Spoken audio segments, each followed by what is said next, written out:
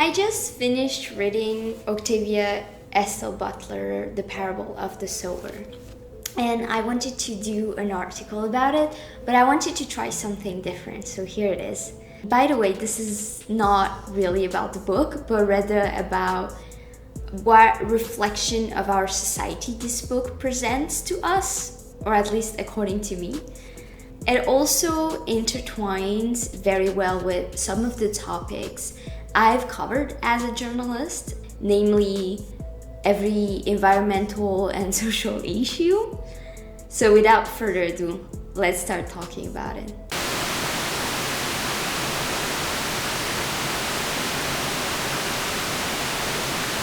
So first of all, the book was published in 1993 by Octavia Butler. She was an African-American writer who wrote essentially science fiction.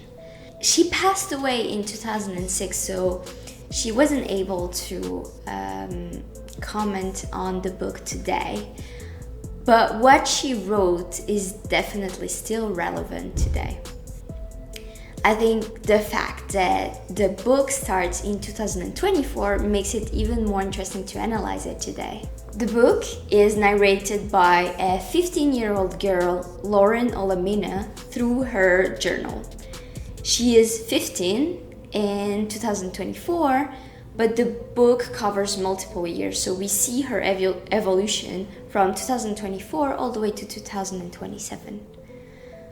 So without spoiling the book, the story is set in California, very close to LA, and climate change and an economic crisis have made life super difficult. A lot of people are homeless, and for the people who still have a house or an apartment, they live in walled communities to protect themselves from those homeless people. A lot of people rob and kill to survive. Water is very scarce and expensive, so there's also a lot of people traveling all the way to the north of the American continent where water is still free.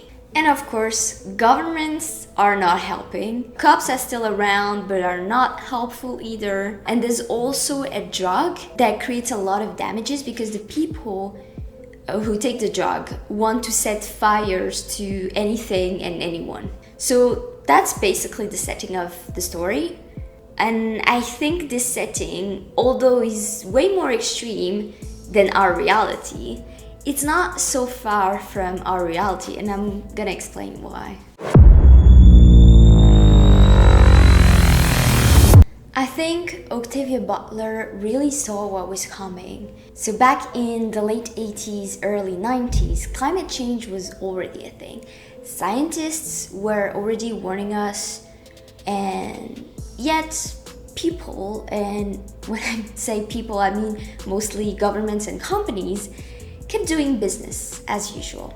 So when Octavia Butler writes about this world literally on fire, and I'm not talking on fire because of the drugs, although it's also an aspect of it, but because of climate change, it really resonates with our world today. The countries in the South Hemisphere are getting drier and drier. And although we still have water, some cities struggle with it already or have been struggling with water for years now. For example, recently I read an article on the New York Times about Mexico City water system that might run dry in a few weeks. Although the problem was already there and most low-income neighborhoods were already used to water cuts, now it's also affecting the high-income neighborhoods. Of course, in Mexico City, the problem comes in part from the infrastructures, but climate change makes everything so much worse. And in Mexico City, it's not only affecting people in their everyday lives, but also politics. And usually, when there is tension in a country or in a city, radical parties become way more popular. I can give you an example with Europe, although it's not in the South Hemisphere. but it changes nothing. We see the rise of nationalism in a lot of countries in Europe nowadays. And for people who think that politics have nothing to do with climate change, let me remind you that the effects of climate change in Europe have been seen in the past years as either way more wildfires in more southern countries, or a lot of flooding in northern countries. And both these two very different catastrophes destroy agriculture land, they destroy people's houses, they destroy important infrastructures.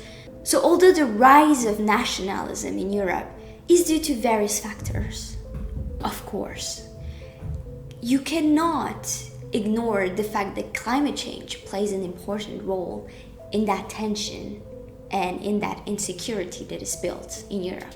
In her book, Octavia Butler also explains through the narrator that there's often earthquakes. Of course, earthquakes are natural, and in places like California, it's normal that it happens. But actually, climate change makes earthquakes way more frequent. According to an IPCC report, the average rainfall has actually increased since 1950. A warmer atmosphere can retain more water vapor, which leads to higher levels of precipitations. The change of weight on our planet's crust destabilizes it and creates more earthquakes. That's how climate change and earthquakes are related. And so in the book, every time there's an earthquake, it destabilizes even more and creates even more chaos in California. And so we see the direct link to climate change consequences, to instability in a country or in a city. Apart from climate change, another theme that Octavia Butler explores in her book is racism. Although it's not as evidently clear as climate change, while we're reading, we definitely understand that white and black people don't trust each other. In Lawrencetown, for example, she explained that there's a few white families, but most of the families are black and or Latino, and there's always a little bit of tension between the white families and the black or Latino families. Through conversations, we also understand that although most people have no jobs because of the crisis, it's easier for white people to find jobs. And black people who still have jobs, they really cling on to those because if they lose it, there's very little chances they might find a new one. On top of that, some of the safest towns are bought by companies, and so those companies choose who lives in those towns and who works for them. And guess what? Most of those people are white, if not all of them. Cops are also not trusted by Lauren or any black Latino person. She even says at some point in the book that every time they come, they usually make things worse because they are heavily corrupted due to the economical and political state of the country. In our society today, racism is still an issue, especially because we're talking about systemic racism. I remember, for example, when the Black Lives Matter movement started happening, some people started realizing how much racism there was. For a lot of people, it wasn't an issue anymore, and all of a sudden they realized, actually, maybe it's still an issue because we're talking about systemic racism, like racism that is literally in our structure, in our society. But regardless of that awareness, I haven't seen that many changes lately. Apart from the two themes mentioned, Octavia Butler also talks about economic crisis, which couldn't be more relevant today. In her book, she shows how being rich not only enables you to survive, but to actually live quite well. Although very little is said about the rich, a lot is said about the poor. The only hope for some of them who have lost everything, their job, their house, their security, everything, and lost a lot of people too, is to walk north, hoping that they'll find a job and a safe place to live. But most of them end up dying. The behavior of the poor in the book might seem crazy or even extreme because they kill and they steal to survive, and when a place is on fire, instead of checking if the people that were living in that place are okay or if they need assistance, they go and try to get whatever they can. Lauren often refers to them as scavengers, actually. If our world is not like that, although I would argue that it depends where you look at, we can clearly say that extreme poverty dehumanizes us in many ways, or at least it can dehumanize us.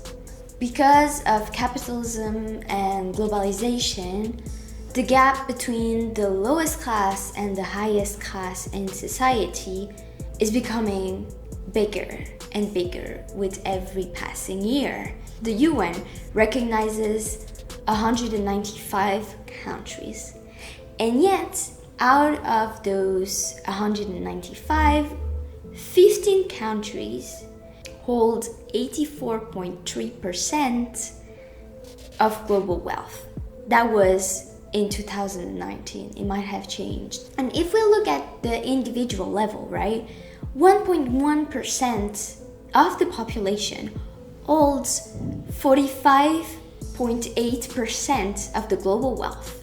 On the flip side, 55% of the global population holds 1.3% of the global wealth. 12% of the global population holds 85% of the global wealth. In the book, the very reason why there is so much chaos is because most people have nothing and they just try to survive. They already have lost everything. And I'm talking about material stuff, but also like family. This creates a lot of danger, which, for example, world communities like Lauren try to protect themselves from, because they are often the target of the poorest who try to get inside into those towns and either steal things, put things on fire, or even kill people. And why they go to those world communities? Because although those world communities are kind of secure, they're not as secure as like the cities bought by companies who have like guards and who have a lot of money to protect those cities. So the communities like Lauren just don't have the means to protect themselves. And it has been studied several times now that there is a correlation between low income and criminality. And it's not because poor people are morally bad, but just because their environment is so hard, they try to survive no matter what. I won't go as far as to say that we live in a way more violent world than, let's say, Octavia Butler in the 90s when she wrote that book. It's impossible to know if violence has gone up or down, because it's very subjective. It's subjective to if you feel safe or not, really. And in that sense, I guess Octavia Butler might have used her own sense of insecurity when she looked at the world around her to write that book. For example, there was an increasing sense of insecurity in LA in 1992 when there was the LA riot because there was tension between the black community and the LA police. And this also ties back to racism, but overall, in her story, when she explains all that violence and chaos, I think it resonates a lot with the world we live in. If you look at certain things at certain places, things can be scary. Of course, there's way more themes in the book that I haven't explored in this video. For example, religion, which is a really big theme. And honestly, even with the themes I mentioned, I've only scratched the surface in this video. But the reason why I wanted to talk about the book is because Octavia Butler herself said in an interview that the book was a cautionary tale. She wanted that after reading, we would look at our world and reflect on the choices we make. I think what she describes is definitely not far from our reality. And her book seriously made me look at our world and question our choices as a society. There's a lot going on right now and things feel heavy, especially when you reading, watching, listening to the news. It really sounds like a nightmare most of the time. But something that I really liked about the book is that the narrator, Lauren Olamina, has still hope, although she was born in that crazy world. So we are not living in Lauren's world, and I think there's still enough humanity and hope in us for us to change our current reality. So to conclude, I highly recommend reading this book, but if reading is not your thing, I would like you to at least take some time after this video to reflect on your everyday life. What are the choices you make every day? Are they helping you and humanity to get better or not?